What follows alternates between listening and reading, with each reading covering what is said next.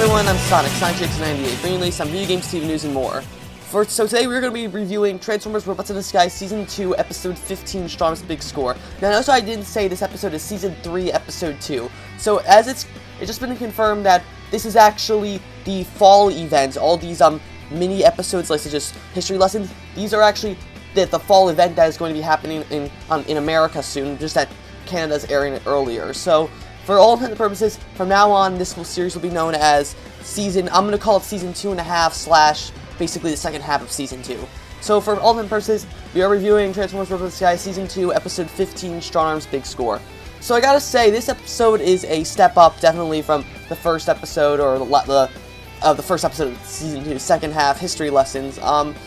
As you can tell by the name, Strongarm's Big Score is a Strongarm-centered episode, but unlike the last episode where it was centered on her, which was suspended back in Season 2, this one actually does a really good job of showing character development for Strongarm. So while there is some content, we're gonna go ahead and go over what this episode did right and what it did wrong. So this episode starts off with what appears to be Sideswipe and Strongarm battling Thunderhoof after he was supposedly captured, along with Steeljaw and the rest of the Decepticons at the end of Decepticon Part 2. But later, as we see, it's basically just a training drone, just hologram to look like Thunderhoof. So basically, Sideswipe and Strongarm has some trouble battling this drone, but eventually they end up defeating it. And meanwhile, Bumblebee, Drift, and Fix-It come back from a mission trying to look for Parallel and Buzzstrike after events of the last week's episode with history lessons. So basically, after this, Fix-It decides to go ahead and give evaluation scores to each of the Autobots, basically just detailing their progress and how they're basically been doing ever since the events of Season 1. Bumblebee naturally has the highest score with being the leader, and right behind him is Drift, followed by Grimlock, and then Sideswipe, and then Strongarm, who's expecting a really high score, ends up with the lowest score, actually, of all of the Autobots, and that basically freaks her out, thinking that she can do better. And so basically this, just like how Suspended dealt with her feeling inadequate after she failed to save those humans back in Suspended, this episode deals with her just trying to feel that she can do better, and seeing as how even Sideswipe's better than her, this is that is actually kind of interesting, because I actually keep my own personal tab as to what the strength levels of each Autobot is, and this is actually fairly close. The only thing, though, I had it so that Grimlock was actually stronger than Drift, according to this, but it's very, very close to what I had in my own personal record. So basically what happens is that Strongarm offers to have Fix-It go with her on this solo mission to go ahead and scout out Decepticon activity in order to improve her test score. So Fix-It agrees to this and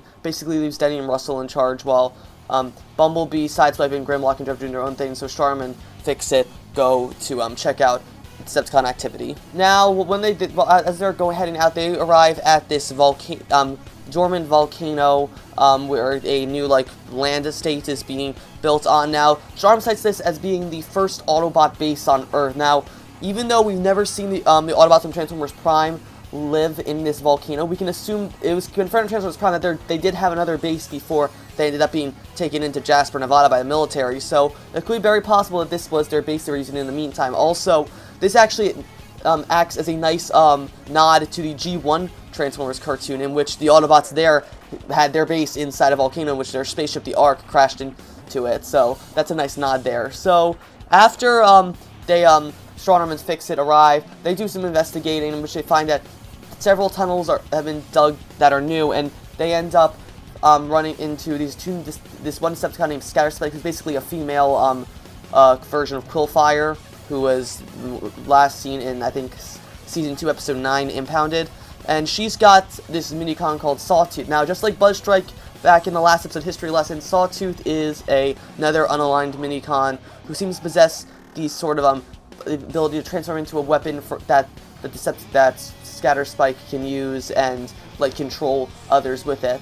So basically, during this, Strongarm decides to go after Scatterspike and leaves Fix-It to fend for himself, in which we get this little funny fight between Fix-It and Sawtooth, in which Fix-It tries to capture Sawtooth, but then we have Sawtooth trying to run away from him, in which we actually kind of get this short conversation with Fix-It and Sawtooth, which we saw a bit of back in the very first San Diego Comic-Con trailer back in July, in which Fix-It learns from Sawtooth that he and the rest of the minicons, along with Buzzstrike, are being hunted down by some unknown threat, who is most likely Starscream. but we'll get into that later. So during this whole thing, Strongarm's still searching for Scatter Spike, and Sawtooth basically just wants, similar to how Buzzstrike was trying to get Sideswipe to leave him and Paralon alone, Sawtooth's trying to get Fix to leave him and Scatterspike alone so that they can just get out of their way and probably run away more from Starscream.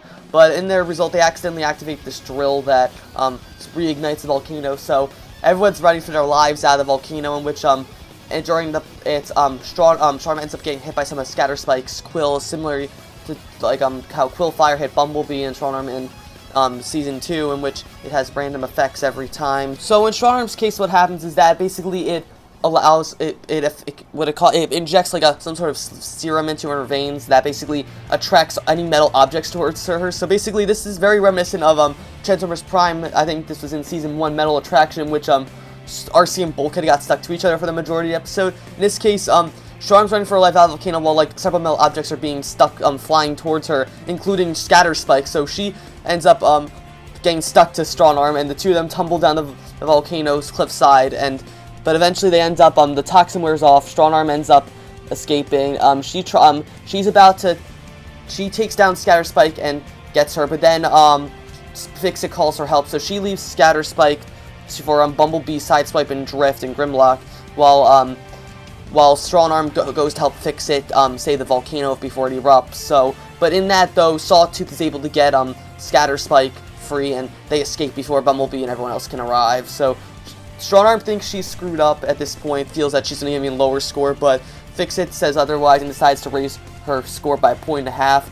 At this point, even though, which is basically kind of ridiculous, seeing as how she saved Fix-It's life, and even Sideswipe calls Fix-It out on this, but Strongarm realizes now that, she doesn't need to care about a score, as long as she feels that she does good, that's all that matters, which is a good turning point for her, because we've seen Strongarm throughout the entire series be this sort of like very strict, by the book, almost Ultra Magnus 2.0 Autobot, but now she seems to be more relaxed, and to me, I really feel like Strongarm's gotten the most character development out of any character in Transformers Robots in Disguise, and I'm proud of her for that.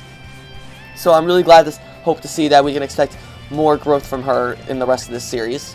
Then after that, we get a quick little post-credits scene, kind of like what we had with Kickback arriving at Decepticon Island back in Season 2, Episode 3, Metal Meltdown, in which we have Scatterspike and Sawtooth coming back to their scavenger ship, which has Paralon, Buzzstrike, and then we have the leader of this group of scavengers, and his name is Clawtrap. He's basically a green version of Clampdown. Literally, he's a green Clampdown, in which apparently they're out there looking for relics, and we see that Paralon's there as well, much other Decepticons.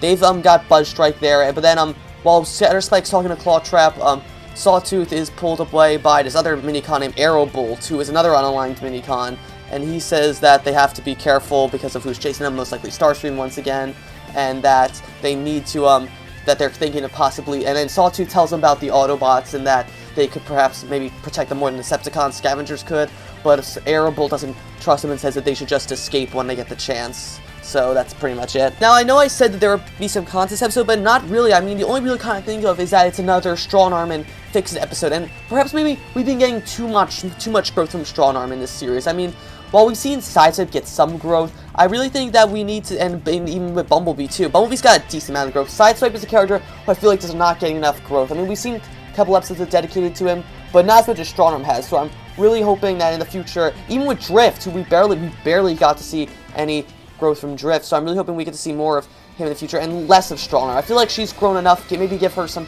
like, half a season up away from her focus, and then just focus on other Autobots for now. That's the only really con I can think of. And so that was my review of Transformers Robots in Disguise Season 2, Episode 15, Strongarm's Big Score. If I had to rate this episode, I would probably give it a 9 out of 10. Another great episode showing Strongarm off, a lot better than Suspended was. Only con being it's too much Strongarm. There's got to be some balance in between that, but otherwise that's it. So that's it for this episode. I'll be back soon with episode 16, Pretzel Logic. If you like this review, be sure to like, comment, subscribe, and I will see you guys later.